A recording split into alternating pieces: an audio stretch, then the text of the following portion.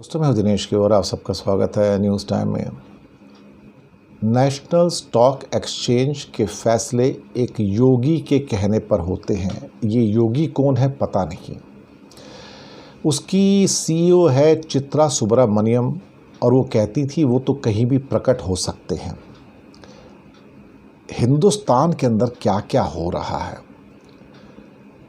पढ़कर रोना आता है, रोना। ये हिंदुस्तान है या कोई धर्मशाला है या कोई रेलवे का प्लेटफॉर्म है? ये नेशनल स्टॉक एक्सचेंज है जहाँ पर करोड़ों लोग शेयर खरीदते हैं और वो चलता है एक रहस्यमय योगी के द्वारा, जिसको ना किसी ने देखा, ना कभी वो किससे मिला। और योगी की कहानी फिल्मी कहानी है। इसके तीन मुख्य पात्र हैं। एक हिमालय का योगी, दूसरा एनएसई की सीईओ चित्रा रामकृष्णन और एक ग्रुप ऑपरेटिंग ऑफिसर आनंद सुब्रमण्यम।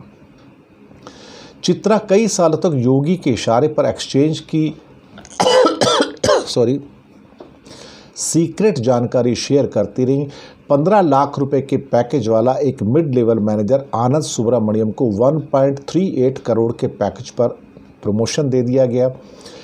उस आरोप की जांच के बाद जब उसको 11 फरवरी को सेबी ने रामकृष्ण पर 3 करोड़ की पेनल्टी लगाई, सवाल किया तो बोली तो योगी तो कहीं भी प्रकट हो जाते हैं। अब रामकृष्ण के घर पर आईटी डिपार्टमेंट ने छापेमारी की है।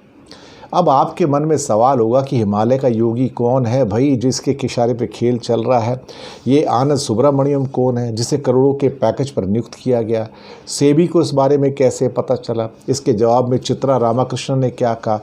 ये धांधली सामने आई। ये धांधली नहीं, ये इतना बड़ा फ्रॉड है कि हम भी हैरान हो रहे हैं कि नेशनल एक्सचेंज को, स्टॉक एक्सचेंज को एक योगी चला रहा है।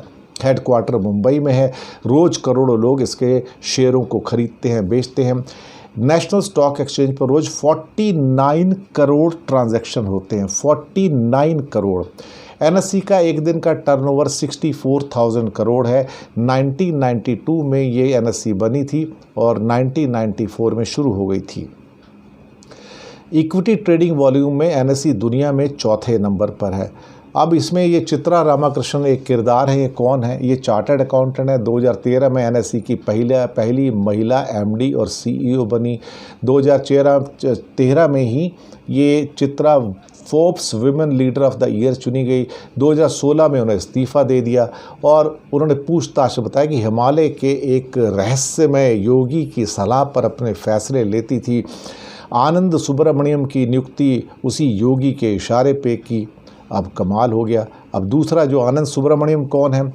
ये 2013 में एक चीफ स्ट्रेटजिक ऑफिसर बनाया गया, फिर 1 अप्रैल को ग्रुप ऑपरेटिंग ऑफिसर और बाद में साहब 15 लाख की सैलरी और लास्ट में उन्हें 1 करोड़ 38 लाख रुपए की सैलरी दे दी गई।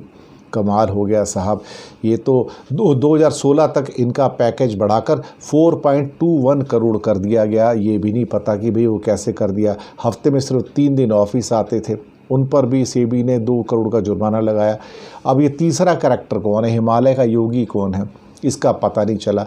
केवल बाबा की ईमेल आईडी rigyajursamma@outlook.com मिली है। अब इसके पीछे जाके देखो कब बनी तो आराम से पता लग जाता है ट्रैक करके, लेकिन भारत सरकार ने ट्रैक नहीं किया।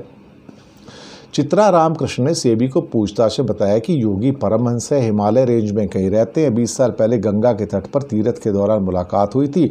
चित्रा उस निराकार बाबा से ईमेल के जरिए पूछा करती थी कि किस कर्मचारी को कितनी रेटिंग देनी है, किसे प्रमोशन देना है। कमाल है साहब, कमाल है। नेशनल स्टॉक एक्सचेंज की सारी महत्वपूर्ण जानकारियां बाबा के साथ शेयर की जाती है और बोर्ड मीटिंग का एजेंडा तक बाबा को दिया जाता है। चित्रा के मुताबिक योगी अपनी इच्छा अनुसार कहीं भी प्रकट हो सकते हैं। क्या बात है सर। तो क्या आनंद सुब्रमण्यम ही वो योगी हैं जो चला रहे थे? सेबी की जांच से ऐसा लगता है कि योगी कोई और नहीं, वो आनंद सुब्रमण्यम है जो अपने आप को छद्म रूप करके योगी बना के अपने आप को डायरेक्ट करता रहता था कि इसको टॉप पे ले जाओ। सुब्रमण्यम के डेस्कटॉप पर anand.subramaniam9 और sironmoney.10 नाम से एक स्काइप अकाउंट मिले। ये अकाउंट rigyajursamma@outlook.com और सुब्रमण्यम के मोबाइल नंबर से जुड़े थे। हालांकि सेबी ने इस बात की कोई कुछ पुष्टि नहीं की है। सेबी को, स्टॉक एक्सचेंज ब्यूरो को इसकी जानकारी कहाँ से मिली? ये स्कैम की पहले 2015 के अंदर काफ़ी इसकी आई थी शिकायतें कि खूब धांधलेबाजी चल रही है, स्कैम चल रहा है, लेकिन कहीं कुछ हुआ नहीं। फिर आखिरकार सेबी ने कुछ अपना 6 साल उन्होंने कुछ तफ्तीश की, 190 पन्नों का ऑर्डर जारी किया और कहा कि ये योगी की एक एनएसई पर कई अहम जानकारियां थी, उसको कलेक्ट किया गया है। पता नहीं क्या कलेक्ट किया है। वहाँ फिर इसके बाद ओपन डिबेट शुरू हुई, कुछ जुर्माने वगैरह किए गए। और बायोकॉन की पर्सन किरण मजुमदार शाह ने कहा कि एक योगी चलाता रहा भारत के सबसे बड़े स्टॉक एक्सचेंज को एक पपेट मास्टर की तरह। गवर्नेंस में इतनी बड़ी खामी थी और कोई जवाब नहीं देता। मोहनदास पई ने कहा कि झूठ ना फैलाएं, एनएसई को कोई योगी नहीं चला रहा है। अब ये तो कांग्रेस के प्रवक्ता गौरव वल्लभ का कहना है कि इस पर वाइट पेपर लाना चाहिए। 303 लाख करोड़ के मार्केट कैप वाले एनएसई को कोई बाबा चला रहा है और सेबी को पता नहीं बाबा कौन है। ये बाबा हिमालय पे रहते हैं। हे भगवान, ये हिंदुस्तान है साहब, ये भारत है, नया भारत है। यहाँ पर हिमालय में रहने वाला कोई योगी नेशनल स्टॉक एक्सचेंज चला रहा है। खुदा बचाए भारत को।